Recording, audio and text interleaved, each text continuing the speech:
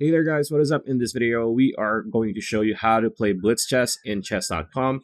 If you want to play Blitz or a fast-paced chess game, you want to, of course, sign into your account. And once you're logged in, you want to hover your mouse on the main menu on the left-hand side, as you can see here, and hover your mouse on play. And under play, click on play online, like so. And here, you want to look towards your right-hand side this time. And by default, it's going to be rapid, so 10 minutes. So click on the drop-down menu, like so.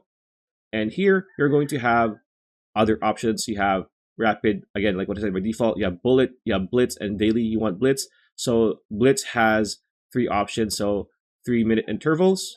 You can start with that, or you can do 3x2, or you can do 5-minute intervals, and then just click start game once you're done pretty much fixing it. A lot of people just do 3 minutes, want it to be fast-paced, and then click start game. After that, you will be good to go. So that's pretty much it. That's a video. Hope you liked it. Like, comment, share, subscribe, ring that bell icon. We'll see you on the next video.